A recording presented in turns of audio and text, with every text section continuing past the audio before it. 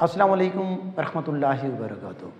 آج ہم دیکھ رہے ہیں اردو لیکچر کے حوالے سے فیض احمد فیض اور علامہ محمد اقبال کے اندر جو مماثلت ہے۔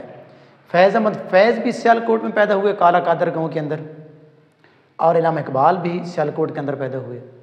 فیض احمد فیض کے بھی استاد میر حسن تھے اور علامہ اقبال کے بھی استاد میر حسن تھے۔ فیض احمد فیض بھی سکوچ مشن ہائی اسکول میں داخلہ لیا اور علامہ اقبال نے بھی سکوچ مشن ہائی اسکول میں داخلہ لیا۔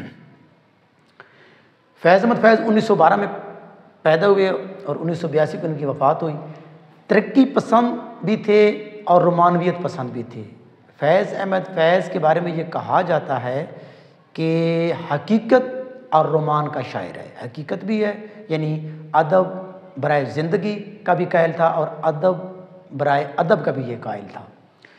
فیض احمد فیض کے جو شعری مجموعے وہ پوچھ جاتے ہیں وہ ہیں ٹوٹل 8۔ پہلا جو شعری مجموعہ ہے وہ ہے نقش فریادی۔ نقش فریادی جو ہے 1941 میں یہ اشاعت ہوا۔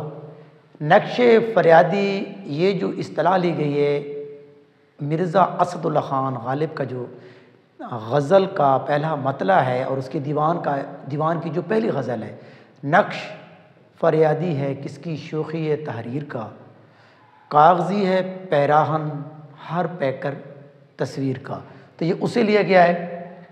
اور دوسرا جو ہے دست صبا، انہوں نے یہ کلثوم کے نام کیا ہے دوسرا شعری مجموعہ۔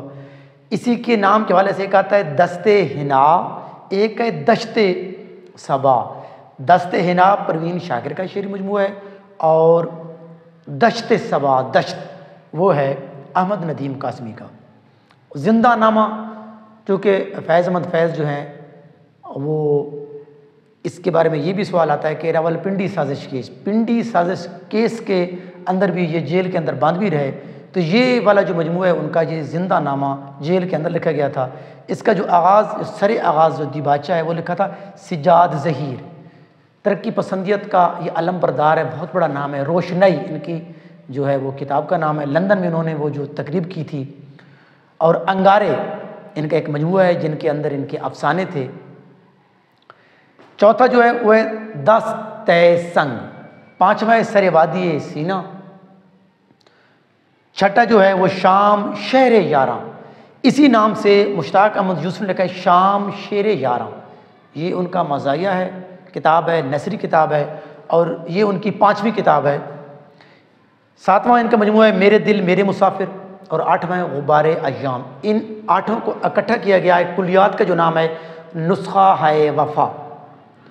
اور فیض احمد فیض کو لینن ایوارڈ بھی ملا تھا 1962 کو روس کی طرف سے، لینن ایوارڈ۔ Thank you.